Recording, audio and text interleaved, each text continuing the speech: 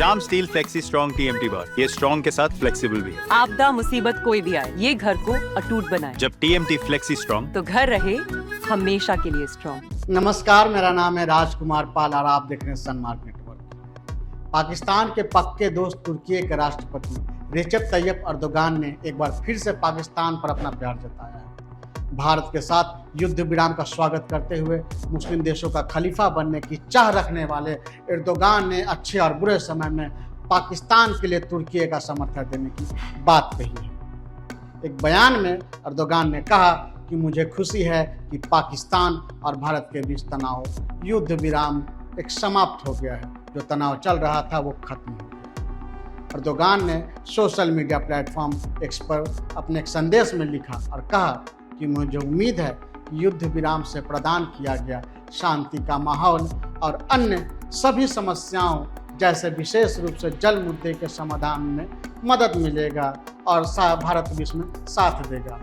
साथ ही उसने आगे अपने एक्स प्लेटफॉर्म पे लिखते हैं कि इंशाअल्लाह तुर्की के रूप में हम अच्छे और बुरे समय में पाकिस्तान के भाई समान लोगों के साथ खड़े रहेंगे। बता दें कि ये वही देश है जब कोई मुसीबत आती है तो भारत की तरफ टकटकी लगाकर देखने लगता है और मदद के बाद भी हर बार भारत के पीठ में छुरा घोंप देता है।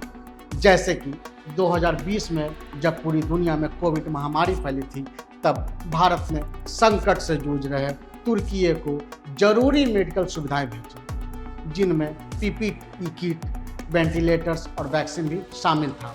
इन सुविधाओं के अलावा भारत ने तुर्की में ग्राउंड पर मेडिकल टीम भी भेजी थी। इसी तरह अगस्त 2020 में भारत ने महामारी से निपटने के लिए तुर्की को तकरीबन $100 मिलियन भी मदद के रूप में दिया था। ये भारत का मदद था। इससे पहले भी कई मौके पर भारत ने तुर्की की मदद कर रखी है।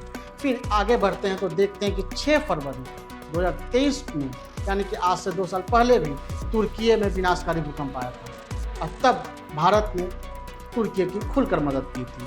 तकरीबन 55,000 से ज़्यादा लोगों की तुर्की में जान चली गई थी। तुर्की में भूकंप पर दुख जताते हुए प्रधानमंत्री नरेंद्र मोदी ने तब कहा था कि भारत के 140 करोड़ लोग भूकंप पीड़ितों के साथ में हैं, हमारी संवेदनाएं उनके साथ है। साथ ही पीएम मोदी ने भूकंप के तुरंत बाद तुर्की को मानवीय मदद भेजने का ऐलान कर दिया था। भारत ने तुर्की की मदद के लिए ऑपरेशन दोस्त भी शुरू किया था, जिसके तहत तुर्की को मेडिकल इक्विपमेंट्स सहायता भेजी गई थी। इस ऑपरेशन के तहत एनडीआरएफ की 2 टीमें तुर्की पहुंची थी और तो और एक डॉग स्क्वाड टीम भी शामिल किया गया था, ताकि लोगों को सर्च किया जा सके। जो लोग मलबे में दबे हुए हैं उन्हें समय से निकाल दिया जाए। लेकिन जलनखोर तुर्की ने हमेशा भारत के खिलाफ ही बोला है। चाहे कितनी भी मदद कर लो, वो जलन की भाव से ही भारत को देखता है। वैसे तुर्की द्वारा भारत के खिलाफ पाकिस्तान का समर्थन करना कोई नई बात नहीं है। कई मौके पर वो भारत का समर्थन करता है, भारत के खिलाफ पाकिस्तान का समर्थन करता है। तुर्की पहले भी भारत को कश्मीर के मुद्दे पर पाकिस्तान का साथ देता रहा है। यूएन में भी भारत के खिलाफ उसने कश्मीर पर जहर उगल रखा था। हालांकि जब तुर्की मुश्किल में होता है तब वो भारत से मदद लेने से नहीं हिचकता, लेकिन भारत के खिलाफ उसकी जलन जग जाहिर है और वो दशकों पुरानी है। वैसे सोचने वाली बात यह है कि आखिर क्यों तुर्की बार बार पाकिस्तान का साथ देता है और भारत से जलन करता है। आखिर क्यों बार बार मदद करने के बाद भी वो भारत और तुर्की के बीच दूरियां बढ़ती जा रही है। चलिए इसे समझने के लिए हम थोड़ा विस्तार से भारत और तुर्की का इतिहास समझने की कोशिश करते हैं। भारत और तुर्की के बीच 1948 से डिप्लोमेटिक रिलेशंस बनने शुरू हो गए थे। हालांकि शीत युद्ध के समय दोनों देशों में थोड़ी दूरी बढ़ गई थी, क्योंकि दूसरे विश्व युद्ध के बाद दुनिया अमेरिका और तत्कालीन सोवियत संघ की अगुवाई वाले 2 ध्रुवों में बंट गई थी पूरी दुनिया, और तब शीत युद्ध का दौर शुरू हो गया था। तुर्की तब अमेरिकी खेमे में चला गया और पश्चिमी देशों के सैन्य संगठन नाटो में शामिल हो गया। पाकिस्तान ने भी अमेरिका का धरा पकड़ लिया। तब भारत ने तटस्थ रहना मुनासिब समझा। उसने किसी का पाला नहीं पकड़ा, न पूंजीवादी अमेरिका का हाथ थामा और न ही साम्यवादी विचारधारा वाले सोवियत संघ की अगुवाई वाले झंडे के तले अपना परचम लहराना मुनासिब समझा। इसके बाद साल 1965 और 1971 में भारत पाकिस्तान के बीच जंगें हुई। तब तुर्की ने पाकिस्तान की काफ़ी सहायता की और सराहना भी की, चाहे वो असला बारूद से मदद की गई हो या फिर मनोवैज्ञानिक तौर पे। यहाँ तक कि तुर्की ने पाकिस्तान की सैन्य मदद भी भेजी थी। इस वजह से दोनों देशों के बीच दूरियां और ज़्यादा बढ़ गई। ये दोनों देश भारत और तुर्की की बात हो रही है। इसके बाद साल 1974 में तुर्की ने साइप्रस, जो तुर्की का पड़ोसी देश था, उस पर हमला कर दिया। तब भारत ने साइप्रस का साथ दिया, क्योंकि भारत हमेशा से कमज़ोरों का साथ देता है और जो सही होता है उसका साथ देता है। तब भारत ने साइप्रस का साथ दिया। वहाँ के राष्ट्रपति आर्च बिशप मकारियोज गुट निरपेक्ष आंदोलन के बड़े नेता थे। इसके बाद कई घटनाएं हुई, जिसकी वजह से दोनों देशों के बीच समय दर समय दूरियां बढ़ती चली गई। तुर्की धीरे धीरे पाकिस्तान का करीबी बताया जाने लगा।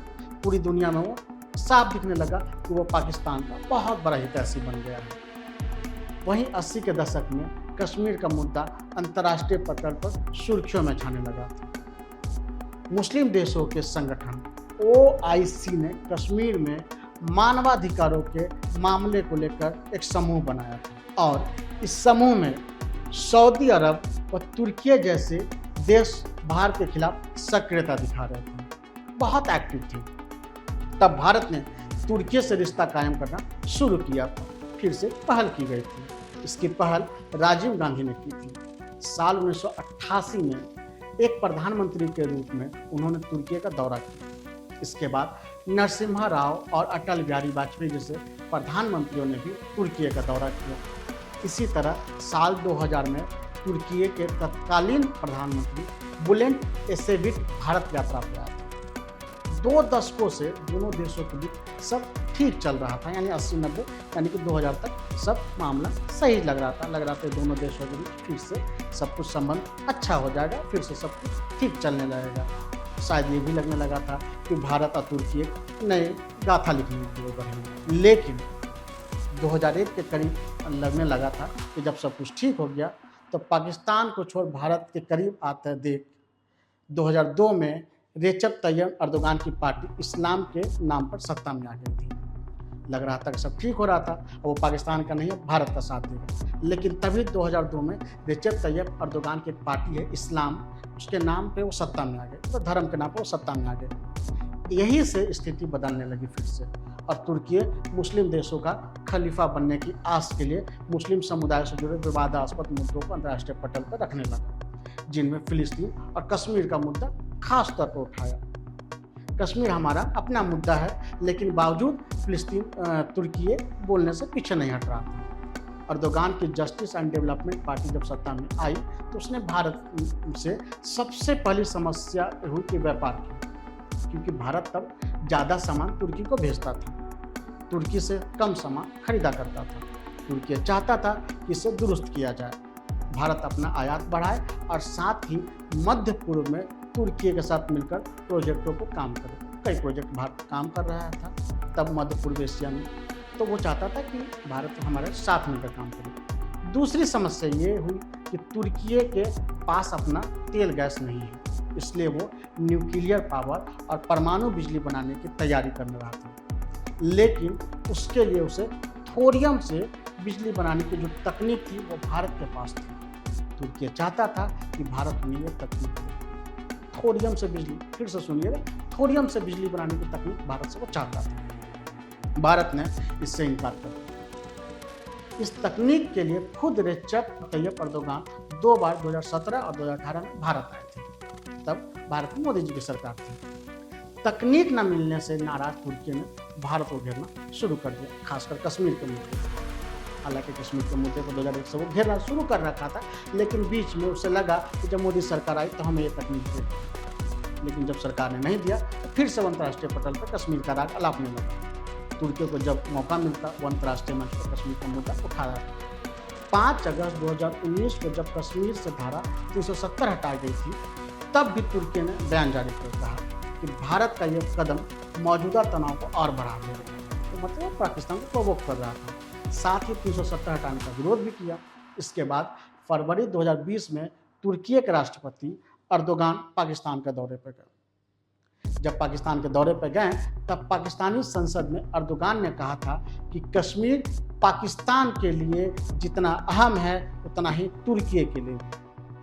हमारा तुर्की से कोई पड़ोसी संबंध नहीं है, पड़ोस का रिश्ता नहीं है जैसे भारत पाकिस्तान के। बावजूद वो ये कहता है कि कश्मीर पाकिस्तान के लिए जितना अहम है उतना ही तुर्की के लिए भी है। गंभीर सोचिएगा इस बात को कि कितनी बड़ी बात बोल रहे हैं अर्दोगान। कश्मीर का मुद्दा जितना आपके लिए दिल के करीब है उतना ही हमारे भी दिल के करीब है। अतीत की तरह हम भविष्य में भी पाकिस्तान का समर्थन देना जारी रखेंगे। तुर्की द्वारा लगातार दिए गए ऐसे बयानों के कारण भारत के बीच उनके और तुर्की के बीच तल्खी बढ़नी बहुत आम बात थी। बिल्कुल आम था कि अगर आप हमारे देश के खिलाफ बोलेंगे तो तल्खी बढ़ेगी। यही हुआ भारत और तुर्की के केस में। अगस्त 2023 की बात आए तो प्रधानमंत्री नरेंद्र मोदी एक दिवसीय यात्रा पर ग्रीस पहुंचे थे। पिछले 40 सालों में किसी भारतीय प्रधानमंत्री का पहला ग्रीस दौरा था। इससे पहले इंदिरा गांधी ने 1983 में ग्रीस का दौरा किया था। ग्रीस लगातार भारत के साथ नए प्रोजेक्टों पर काम करना चाहता है क्योंकि तुर्की के साथ उसकी दुश्मनी जग जाहिर है और वो भारत को एक मजबूत साथी के तौर पर देखता है। क्योंकि पड़ोसी का पड़ोसी कहते हैं कि दुश्मन का दुश्मन दोस्त होता है। तुर्की और ग्रीस में आपस में बनती नहीं है और ग्रीस चाहता है कि भारत उसका एक दोस्त बन जाए, क्योंकि हर कोई चाहता है कि इससे हम मजबूत देश उसका साथ दे, जो तुर्की जैसे कट्टर देशों पर लगाम लगाने में उसका साथ दे। वहीं भारत को भी ग्रीस जैसे दोस्त की जरूरत है क्योंकि भूमध्य सागर में ग्रीस एक अहम शक्ति है। वैश्विक व्यापार के लिए भूमध्य सागर काफ़ी अहम माना जाता है। ये यूरोप व अमेरिका जैसी बड़ी अर्थव्यवस्था को चीन, भारत और जापान से जोड़ता है एक कनेक्टिविटी के तौर पे। इस समुद्र में करीब 15% ट्रैफिक इसी रास्ते से होकर गुजरती है। जहाँ ग्रीस की हिस्सेदारी है इसलिए भूमध्य सागर में ग्रीस और तुर्की अक्सर एक दूसरे से टकराते रहते हैं। 2 साल पहले ही दोनों देश युद्ध के करीब पहुंच गए थे। ऐसा लगा था कि अब इन दोनों देशों में युद्ध छिड़ जाए, लेकिन फ्रांस ने दखल दिया और तुर्की को अपने कदम पीछे खींचने पड़े थे। अगर फ्रांस नहीं टूटा तो शायद तुर्की हमला भी कर सकता था ग्रीस पे। ग्रीस के कई द्वीपों पर तुर्की जो है वो अपना दावा ठोकता रहता है क्योंकि ये इलाका प्राकृतिक संसाधनों से भरा हुआ है।